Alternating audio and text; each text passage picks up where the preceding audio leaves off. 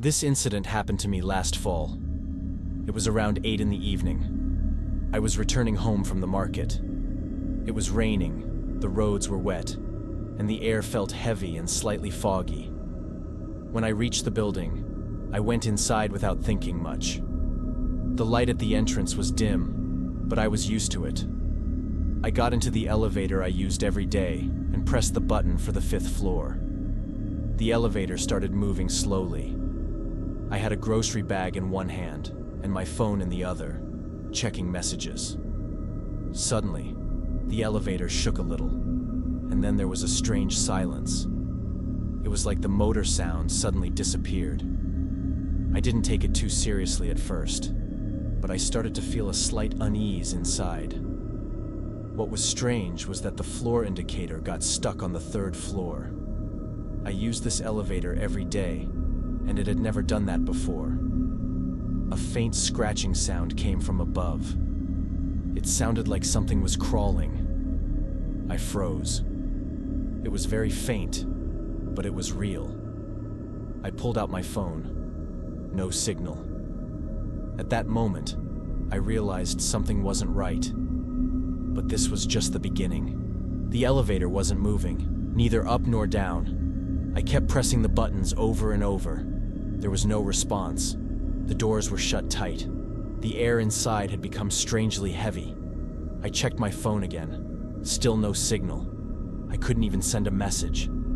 I stared at the screen, trying to calm myself down. I thought maybe there was just a power issue and it would be fixed soon. Just then, the sounds from above started again. This time they were clearer. It was like something crawling on a metal surface. It didn't sound human. Not like footsteps. More like something heavy, dragging itself. I leaned my head toward the ceiling. A strange feeling filled me. It felt like a pair of eyes were watching me from above. Suddenly, the elevator shook slightly. The metal frame trembled, and the sound came closer. It was almost directly above me. I looked up at the ceiling light. It was dimly lit, but right beside it was a small inspection panel, and something moved in the dark for a second. It felt like something was there. I couldn't see clearly, but there was a shadow. Something shifted. For a moment, my heart forgot to beat. I clenched my fist and started banging on the door, shouting for help. But there was no response from above or below. The entire building felt empty. And then, the scariest part. I heard a breath, coming from the panel, aimed downward, toward me. It lasted a few seconds. It sounded human, but it was strange. Deep, heavy, as if it was choking on itself. I reached up and touched the panel. It was cold, as if someone had just been there. The elevator suddenly died completely. The lights went out. As I breathed in the darkness, I heard the sound again, this time right next to my ear, and at that moment, I knew I wasn't alone anymore. I fixed my eyes on a single point in the darkness. I couldn't bring myself to move. I tried to keep my breath steady, but my body was trembling. A few minutes passed, or at least it felt that way. It was as if time had stopped. The sounds from above gradually faded. A deep silence took over. But this silence wasn't comforting. On the contrary, it was even more terrifying. Suddenly, the elevator jerked. A faint hum could be heard, and the lights began to flicker. The screen displayed 5. The elevator was moving up. The tension in my body slightly eased, but I was still drenched in sweat. As the doors opened, I threw myself out. It felt like my feet weren't touching the ground. The corridor was silent. The neighbors' doors were shut. No sound came from anywhere. It felt like the building was completely empty. I ran into my apartment and slammed the door shut behind me. I sat quietly, trying to catch my breath. When I looked in the mirror, I saw how pale my face had become. A few minutes later, my phone regained signal. I didn't call anyone. I didn't say a word. I just sat there, staring at the wall. lost in thought. What was that sound? What, or who, was behind that panel? The next day, a technician checked the elevator.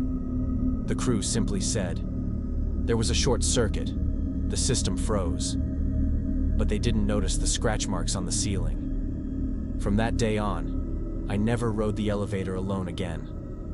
And every time the doors closed, a voice inside me whispered, "This time, you're not alone." One morning, I decided to go down to the basement of the house. I had never spent so much time there before, but I needed a few things, and I had no choice but to go down to the basement. The house was empty because my family had gone out. It was just me, and I began going about my morning routine without much concern. The basement, unlike the rest of the house, was a bit old and cramped. We rarely used it, so every time I went down there, I felt a strange sensation. When I tried to leave, I noticed the door was stuck for some reason. The door usually opened easily, but this time it didn't respond at all. I knocked several times, but there was no sound. At first, I didn't take it too seriously. I just thought there might be some problem with the door. I took out my phone and tried to call, but there was no signal down there. A slight feeling of unease started to rise within me, but I still remained calm. I pushed the door gently a few times, but it still wouldn't budge. The cold air was starting to make the place feel even more empty and suffocating. I looked around at the dark corners of the basement and began to feel more uneasy. Slowly, I started to sense that something was changing. A few minutes passed, and the silence in the basement continued. I checked my phone again. Still no signal. I hit the door harder with my hand, but there was no response. The coldness in the air began to increase, as if everything was getting tighter. I felt a sense of unease inside, but I remained calm. After a few seconds of silence, something strange happened. From the depths of the basement, I heard a distant hum. At first, it felt like I was imagining it, but the sound grew closer. It started as a small hum, then became a clearer grinding noise. I didn't want to think about it, but I thought the hum might be a human voice. At that moment, something inside me snapped. I shouldn't have been terrified by the first strange sound I heard in any space, but this situation was completely different. In the narrow, dark atmosphere of the basement, with me being completely alone, this sound immediately shifted into fear and confusion. The sound was getting closer, as if it was coming toward me.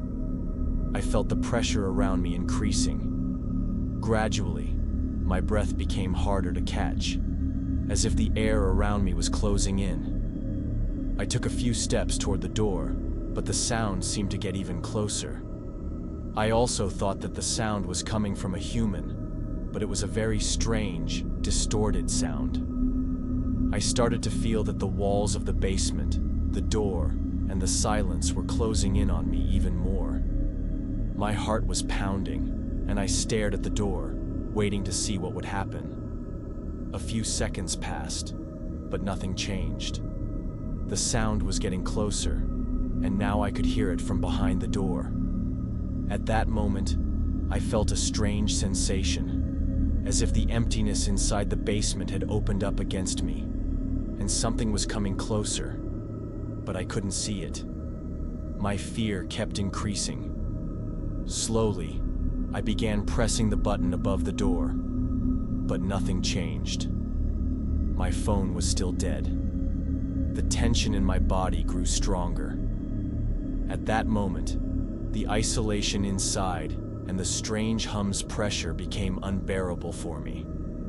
Finally, after a few minutes, it felt like everything had frozen. My body slowly relaxed, but at the same time, I was still in a state filled with fear. I approached the door, and as I pulled on it, something strange happened. The door slowly opened. The air was still cold, but it felt different, as if everything had changed. I looked at my phone screen. The signal had returned. I thought about sending messages again, but then realized that no one had called, and I hadn't said anything to anyone. My heart was still racing, but there was a sense of relief inside me. A few minutes later, I left the basement and firmly closed the door behind me.